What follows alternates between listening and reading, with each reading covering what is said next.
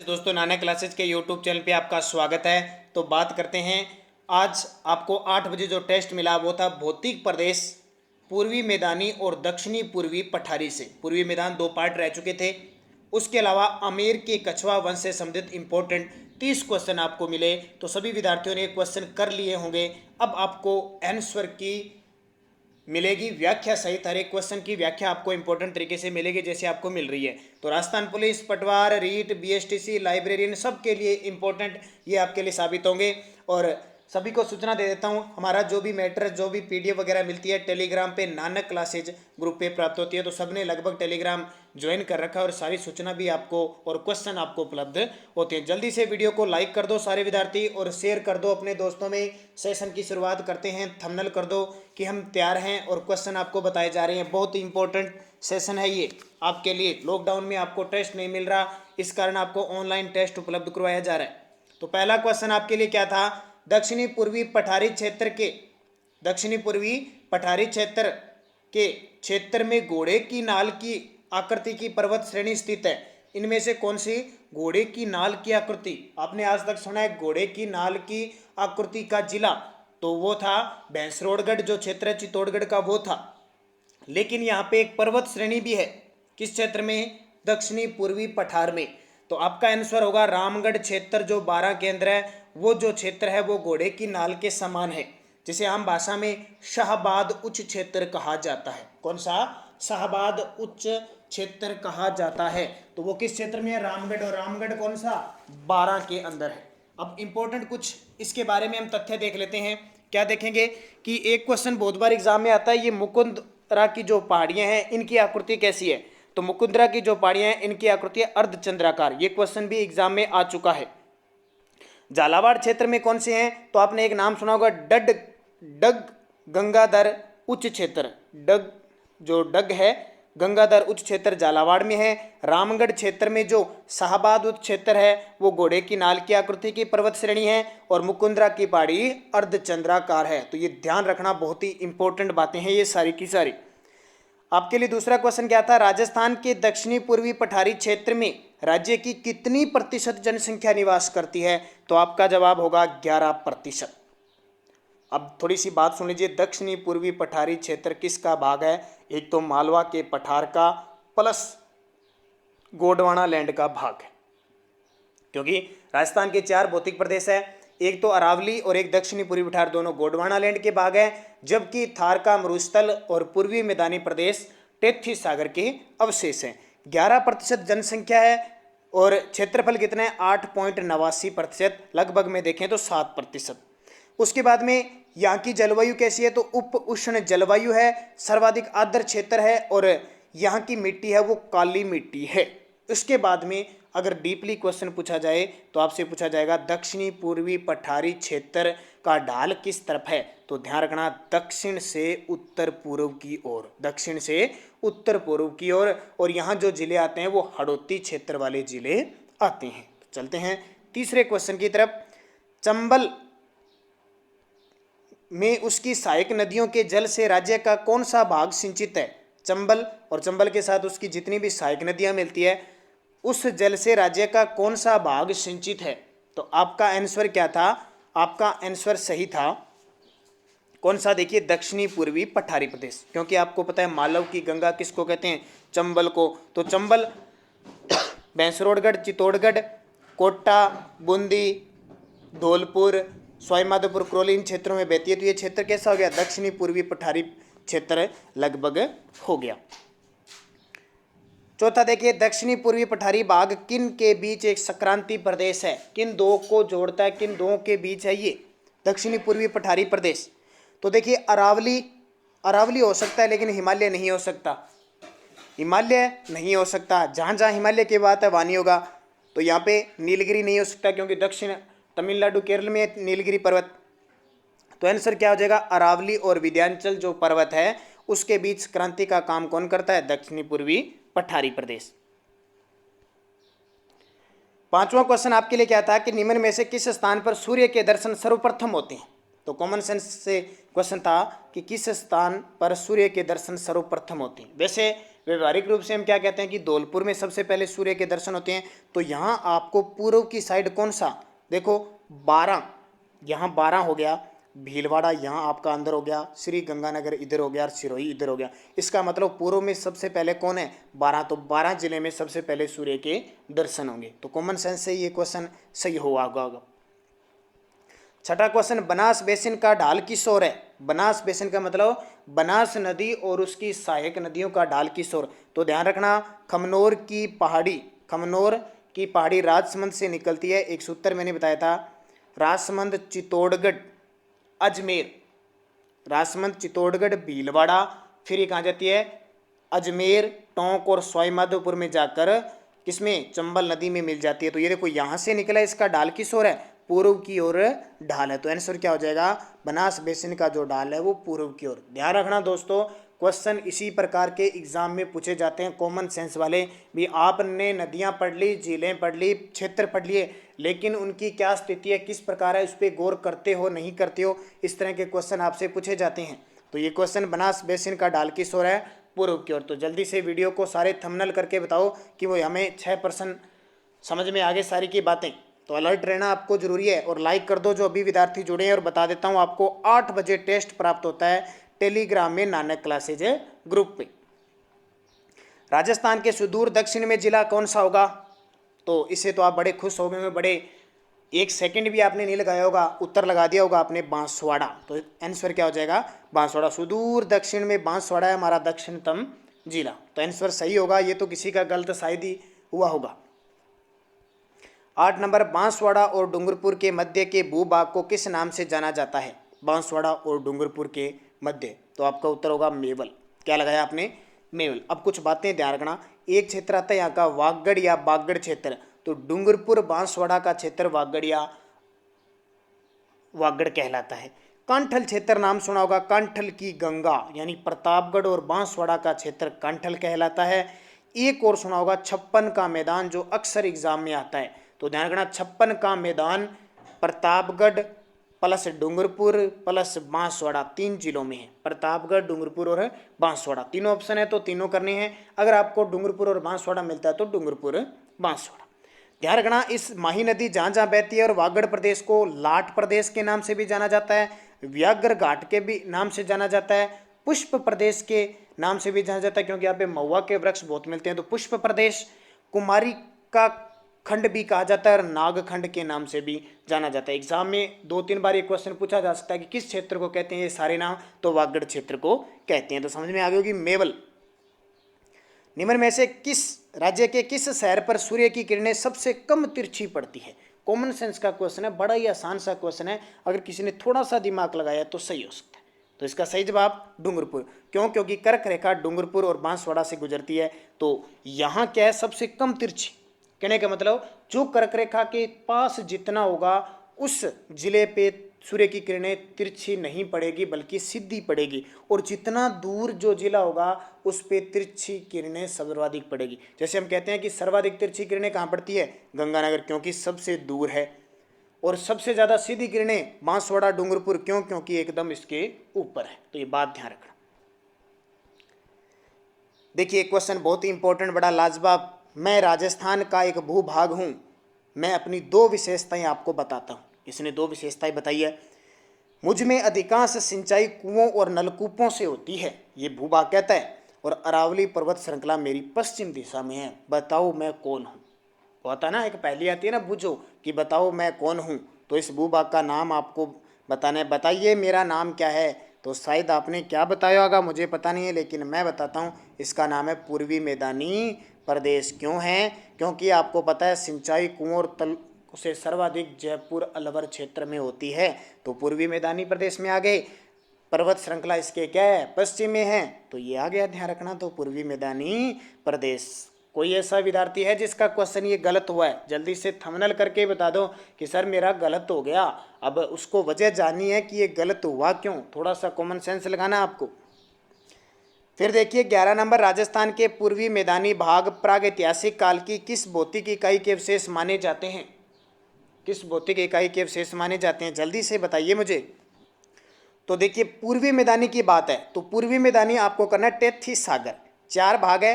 पहला थार का मरुस्थल, फिर अरावली, फिर पूर्वी मैदान और दक्षिणी पूर्वी पठार। ये जो थार और पूर्वी मैदान ये टेथी सागर के विशेष हैं, जबकि अरावली और दक्षिणी पूर्वी ये दोनों गोंडवाना लैंड के भाग हैं। तो ये ध्यान रखना, एक तो टेथी सागर का, दूसरा गंगा यमुना का जो उपजाऊ मध्यवर्ती भाग है उसका भाग आता है, क्योंकि यहाँ की मिट्टी कैसी है, जलोढ़ मिट्टी। कैसी, जलोढ़ मिट्टी है। 23% क्षेत्रफल है और 39% यहाँ क्या रहती है, जनसंख्या निवास करती है। तो सबसे सघन क्षेत्र है ये पूर्वी मैदानी और सबसे ज़्यादा उपजाऊ है। 12 नंबर देखिए, राजस्थान के पूर्वी मैदानी भाग में वर्षा का औसत कितना है, पूर्वी मैदानी भाग में। तो आपका आंसर होगा, देखिए फिर 4 भाग आपको मैं बना के देता हूँ। थार के मरुस्थल में ज़्यादा से ज़्यादा 50 सेंटीमीटर तक, 50 से लगभग आप जाओगे 50 से 70 के आसपास या 50 के आसपास, 60 के आसपास। फिर इस क्षेत्र में जाओगे आप 60 से 70 सेंटीमीटर, 80 सेंटीमीटर, और दक्षिणी में 100 सेंटीमीटर। तो यहाँ ऑप्शन देखिए, इस तरह के क्वेश्चन ऑप्शन पे निर्धारित हैं। 60 से 40 तो हो नहीं सकता, 100 ऐसे नहीं हो सकता, 30 से 60 हो नहीं सकता, क्योंकि 50 सेंटीमीटर वर्षा रेखा तो अरावली पर्वतमाला अलग करती है। तो इधर तो मायने रखता ही नहीं है कि 50 है, 50 से 80 नहीं है, तो 60 से 100 सेंटीमीटर हमें इसका आंसर क्या करना पड़ेगा। 100 सेंटीमीटर तो है नहीं, तो इसका आंसर करना पड़ेगा 50 से 80 सेंटीमीटर, क्योंकि 100 सेंटीमीटर नाम आते ही दक्षिणी पूर्वी पठारी आ जाएगा, झालावाड़ 12 क्षेत्र आ जाएगा। तो आंसर होगा 50 से 80। डांग की रानी किस जिले को कहा जाता है, डांग की रानी। तो आपका क्वेश्चन गलत नहीं होगा। चंबल नदी का जो क्षेत्र है वो बीहड़ क्षेत्र कहलाता है, ध्यान रखना। और उत्खात स्थलाकृति के लिए जाना जाता है, सर्वाधिक विस्तार इसका करौली में है। और वहाँ क्या है, बहुत सारे बीहड़ क्षेत्र हो जाते हैं, इतने जंगल हो जाते हैं कि वहाँ डाकू रहते हैं, तो डाकुओं की शरण स्थली इसको कहा जाता है। और ये जो उत्खात स्थलाकृति है बीहड़ क्षेत्र है, उसको स्थानीय भाषा में डांग कहते हैं, और ये सबसे ज़्यादा डांग करौली क्षेत्र में है। तो डांग की रानी किसको कहते हैं, करौली को कहते हैं। अब इतना याद रखना, बीहड़ क्षेत्र हो जाता है, उत्खात भूमि होती है, और वहाँ डाकू हो जाते हैं।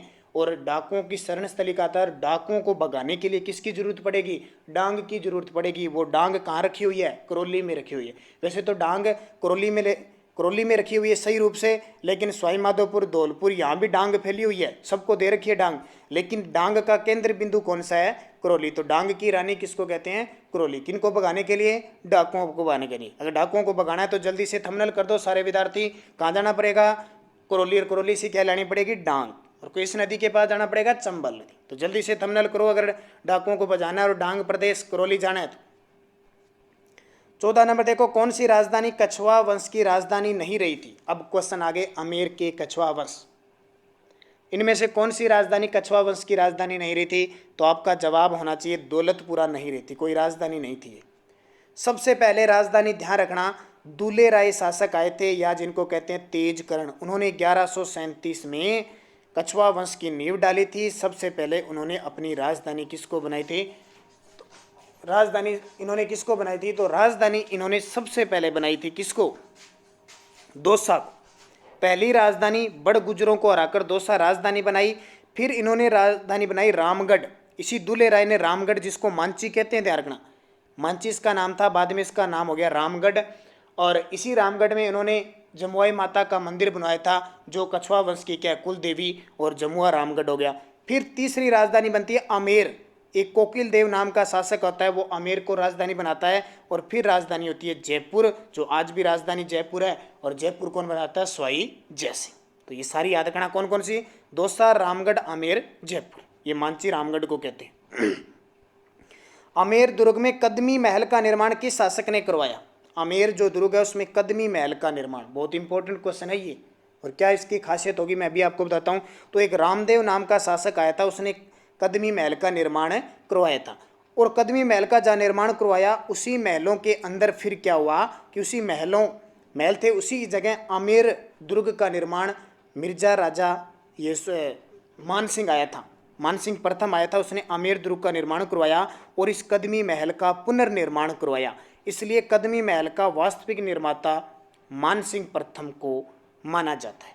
अब ये कदमी महल क्यों प्रसिद्ध है, 2 प्रकार के क्वेश्चन हैं। आमेर महलों में सबसे प्राचीन महल कौन से हैं, कदमी महल, निर्माण रामदेव ने करवाया। फिर जो कछवा वंश के शासक थे उनका राज तिलक कहाँ होता था, तो इस कदमी महल में राज तिलक होता था। ये बात ध्यान रखना। एक शासक आया था रामदेव। 16 नंबर, राजपुताना का वह शासक जिसने सर्वप्रथम मुगलों की अधीनता स्वीकार की थी। तो आप जानते होंगे उनके बारे में, बहुत बार क्वेश्चन आता है। जब भी जयपुर के कछवा वंश से क्वेश्चन बनेगा 90% ये क्वेश्चन आने के चांस बन जाते हैं। तो इसका सही जवाब था बिहारी मल, या इन्हीं का नाम था भारमल। बिहारी मल या इन्हीं का नाम क्या था, भारमल। ये देखिए भारमल की कहानी बता देता हूँ। 1556 में अकबर से ये मुलाकात करता है सबसे पहले दिल्ली में। किसकी सहायता से, मजनू खां की सहायता से। लेकिन अकबर इस पर कोई ध्यान नहीं देता है, क्योंकि उस समय अकबर गद्दी पर बैठता ही है, हेमू को हराकर पानीपत का द्वितीय युद्ध लड़ता है और गद्दी पर बैठता है। फिर क्या हुआ, ये बिहारीमल बारमल क्या है, फिर क्या करता है, चकताई खां की सहायता से सांगानेर में अकबर से मिलता है, सांगानेर में अकबर से मिलता है और 1562 में इसकी अधीनता स्वीकार करता है। प्लस अपनी पुत्री हरकाबाई या जोधाबाई का विवाह सांबर में किससे कर देता है, अकबर से कर देता है, और अपने पुत्र भगवंत दास और पुत्र मान सिंह को इसकी सेवा में भेज देता है। इसी खुशी में अकबर इसको एक तो राजा की उपाधि देता है, अमीर उल उमरा की उपाधि इस बारमल को देता है। 17 नंबर, भगवंत दास के पुत्र मान सिंह के बारे में असत्य बताना है आपको। भगवंत दास का पुत्र था मान सिंह, उसके बारे में कुछ असत्य कहानी बतानी है आपको। क्या असत्य हो सकते हैं उनके बारे में। तो आपका क्वेश्चन सही होगा, गलत नहीं किया होगा। देखिए जन्म 1550 में हुआ था, सही है, और ध्यान रखना मौजमाबाद जयपुर में हुआ था। अकबर ने फर्जंद की उपाधि दी थी, दत्तक पुत्र की, ये भी सही है, और एक राजा की उपाधि दी थी, ये ध्यान रखना। प्रथम राज्याभिषेक उसका बिहार में हुआ था, ये भी बात सही है, ध्यान रखना। जब 1889 में भगवंत दास की मृत्यु हुई थी, उस समय ये मान सिंह बिहार की सूबेदारी संभाल रहे थे, और वहीं इनका पहली बार राज्याभिषेक हुआ। दूसरी बार इनका राज्याभिषेक आमेर में हुआ था। 1580 में अजमेर की सूबेदारी संभाली थी, ये गलत है। इन्होंने 1580 में कोई अजमेर की सूबेदारी नहीं संभाली थी, कभी भी सूबेदारी नहीं संभाली थी अजमेर की, ध्यान रखना। पिछली साल बीएसटीसी के अंदर, उससे पिछली साल बीएसटीसी में क्वेश्चन आया था, निम्न में से किस क्षेत्र की मान सिंह ने सूबेदारी नहीं संभाली थी। ऑप्शन थे काबुल, गंधार, बिहार, अजमेर। तो अजमेर की नहीं संभाली थी। बिहार, बंगाल, काबुल, गंधार, इन उड़ीसा, इन सब क्षेत्रों में सैन्य बयान भी किए थे और सूबेदारी भी संभाली थी। तो तीनों क्वेश्चन आपके लिए सही है। आमेर के शासकों की कुल देवी, तो ये क्वेश्चन तो बड़ा आसान होगा, किसी का भी गलत नहीं होगा शायद। आमेर के शासकों की कुल देवी जमुआई माता थी। कौन है, जमुआई माता। अब मुझे जल्दी से कमेंट करके बता दो, आमेर के कछवा वंश की या कछवा वंश की इष्ट देवी या आराध्य देवी कौन थी, जल्दी से बता दीजिए, हो सकता है आगे क्वेश्चन आपको मिल जाए। तो कुल देवी तो है जमुआई माता। राग मंजरी दूनी प्रकाश ग्रंथ के लेखक, राग मंजरी व दूनी प्रकाश ग्रंथ के लेखक तो ये थे पुंडरिक विठल। कौन थे, पुंडरिक विठल। ध्यान रखना, मान सिंह के दरबारी कवि थे पुंडरिक विठल। इन्होंने ग्रंथ कौन कौन से लिखे, बहुत इंपॉर्टेंट है, एग्जाम में आते हैं। राग मंजरी, दूनी प्रकाश, राग चंत्रोदय, रागमाला, नर्तक निर्णय, ये सारे के सारे ग्रंथ किसके हैं, पुंडरिक विठल के। 20 नंबर, जय सिंह प्रथम के बारे में असत्य बताना आपको। जय सिंह प्रथम आया था, इसे मिर्जा राजा की उपाधि औरंगजेब ने दी थी, गलत बात। जय सिंह प्रथम को मिर्जा राजा की उपाधि शाहजहां ने दी थी, जबकि जय सिंह द्वितीय को स्वाई की उपाधि औरंगजेब ने दी थी। इसका दरबारी कवि बिहारी था, ये सही बात है। इसने जयगढ़ दुर्ग का निर्माण करवाया, ये भी सही बात है। इसके समकालीन जहांगीर, शाहजहां और औरंगजेब थे, ये भी सही बात है। ये देखिए, आपको इन तीनों का पता कहाँ से चलेगा कि ये तीन इसके दरबार में थे, यानी इसके समकालीन थे।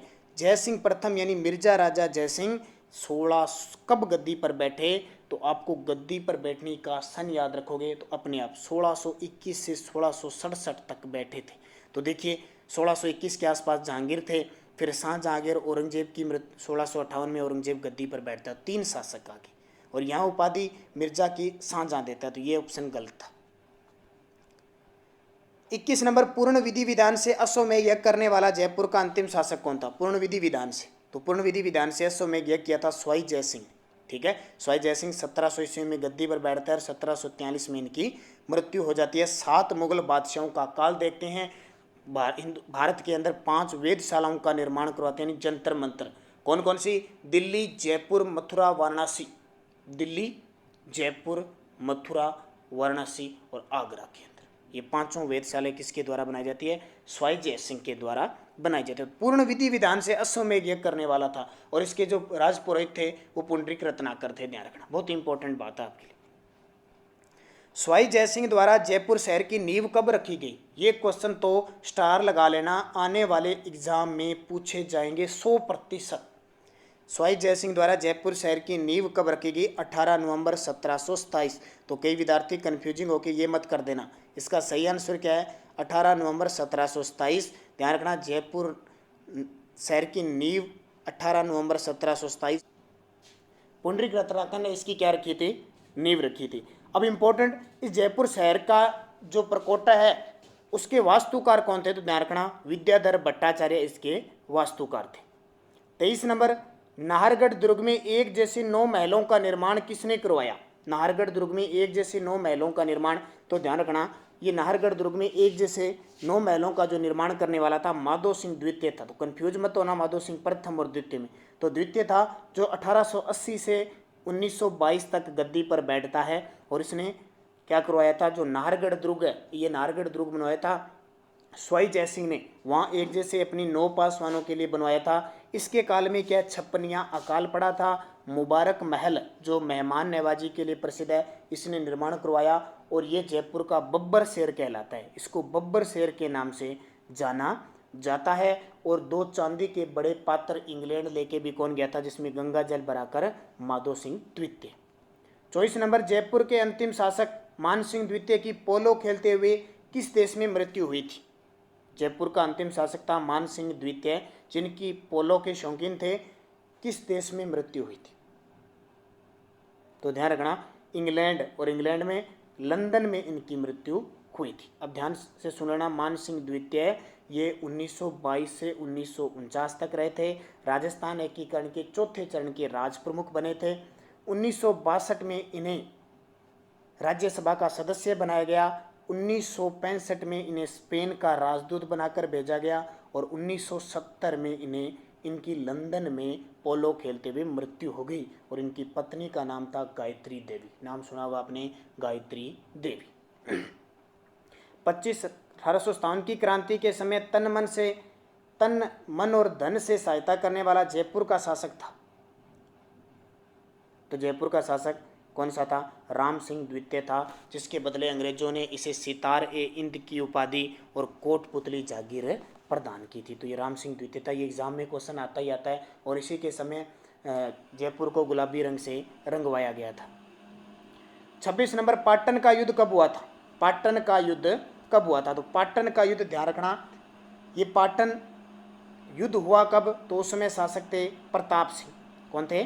प्रताप सिंह शासक थे। प्रताप सिंह और मराठाओं के बीच ये युद्ध होता है 1790 के इसके 1790 में पाटन का युद्ध होता है। अब एक युद्ध और होता है, आपने नाम सुना होगा, बगरू का युद्ध। बगरू का युद्ध भी इस समय होता है, वो भी इंपॉर्टेंट होता है आपके लिए। तो वो युद्ध कब हुआ?